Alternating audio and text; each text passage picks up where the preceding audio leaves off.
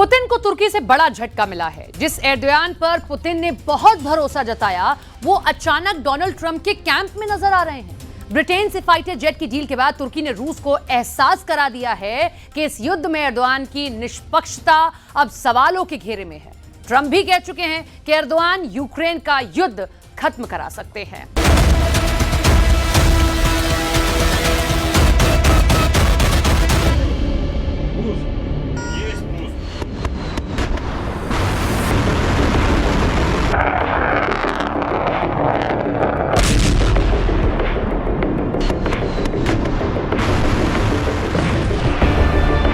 Putin के दुश्मन जमा होने लगे हैं। पुतिन के दुश्मनों ने उस लीडर को भी तोड़ लिया है जो अब तक रशियन कैंप के करीब माना जाता रहा है।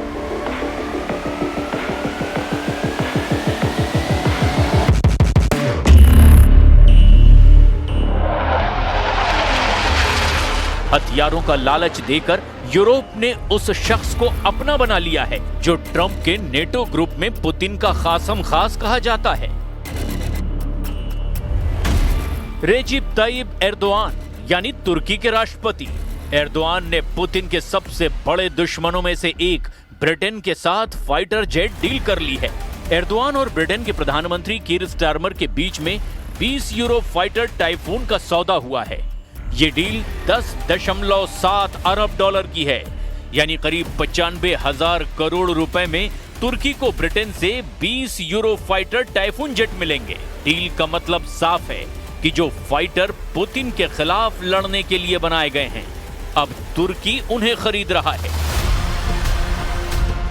तुर्की के साथ फाइटर जेट डील ने यूरोप का जोश हाई कर दिया है।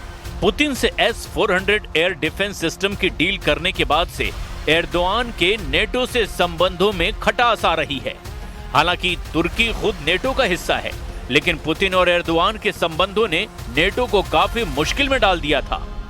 अब टाइफून जेट की डील ने एर्दोगान को एक बड़ा यू टर्न लेने के लिए पूरी तरह तैयार कर दिया है। Fighter Typhoon savaş uçaklarının tedarikine dair uygulama düzenlemeleri heyetler arası görüşmelerde imzalandı. Biz de az önce Sayın Steinmeier'la bu konudaki işbirliği beyanına huzurlarınızda imza attık. Bu mutabakatı iki yakın müttefik olarak aramızdaki stratejik ilişkilerin yeni bir nişanesi olarak görüyorum. Erdogan के order पर British PM Keir Starmer को तुर्की के सबसे secret अड्डे में ले जाया गया, जहां तुर्की के रक्षा मंत्री ने उन्हें दिखाया तुर्की का वो फाइटर जेट जो भविष्य के लिए बनाया जा रहा है। इसका नाम है कान। कीर स्टारमर को बताया गया कि तुर्की का कान फाइटर जेट 5वीं पीढ़ी का स्टेल्थ लड़ाकू विमान है जो रडार की पकड़ में नहीं आएगा। तुर्की इस विमान को 2030 तक अपनी वायुसेना में शामिल करना चाहता है, लेकिन फिलहाल उसे इमरजेंसी वाली जरूरत है। लिहाजा जब अमेरिका से F-35 विमान की डील फंस गई तो एर्दोगान को यूरो फाइटर चुनना ही पड़ा।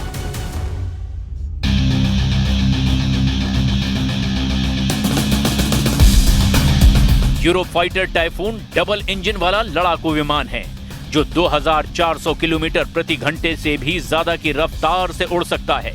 13 हार्ड पॉइंट के साथ में ये फाइटर जेट 8000 किलो तक के बम और मिसाइल लेकर उड़ सकता है।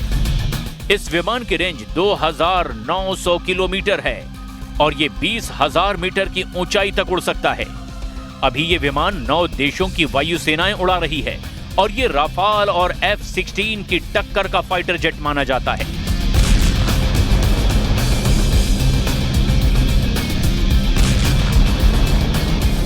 अब 20 यूरो फाइटर आएंगे तो एर्दोगान राहत की सांस लेंगे, लेकिन उनकी असली डिमांड 40 फाइटर जेट की है और इसीलिए ब्रिटेन समझ गया है कि तुर्की को लड़ाकू विमान देकर कैसे वापस नेटो के कैंप में लाया जा सकता है। So we're taking a big step forward here today. Together we are announcing a strengthened strategic partnership and launching the first ever UK-Turkey bilateral cooperation framework. It is a landmark moment, reflecting the increasing depth and breadth of our existing cooperation and our ambition to go further. At the heart of this is our agreement today that the UK will provide Turkey with 20 new Eurofighter Typhoon aircraft, with the option to provide more in future.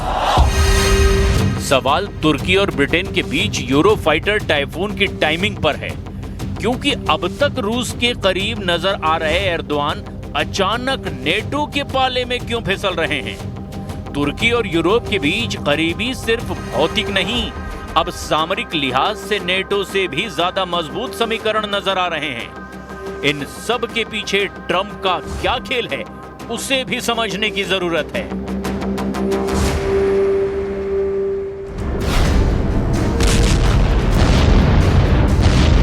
शुरुआत में Donald Trump ने Ukraine को Tom hoc missile देने का लालच देकर भड़काया, लेकिन बाद में पलट गए। इसके बाद पुतिन और ज़ेलेंस्की की दुश्मनी को हाइमार्स वाले लॉन्ग रेंज रॉकेट डालकर खौला रहे हैं। ये बात तो पक्की है। ट्रंप ने नेटो देशों को F-16 सप्लाई करके भी बता दिया कि वो मॉस्को को भी अपनी रेंज में रखना चाहते हैं। फ्रांस और स्वीडन पहले ही अपने फाइटर जेट यूक्रेन को देने की बात कह चुके हैं। डोनाल्ड ट्रंप ने हर तरह के हथियार ज़ेलेंस्की और उनको बचाने वाले नेटो साथियों को सप्लाई करने शुरू कर दिए हैं। पुतिन को डराने के लिए डोनाल्ड ट्रंप की हर चाल बहुत ज्यादा विध्वंसक है। उसमें खौफ भी है, उसमें आग भी है और उसमें साजिश भी है, क्योंकि ज़ेलेंस्की जिस दुश्मन से करीब 4 साल से जूझ रहे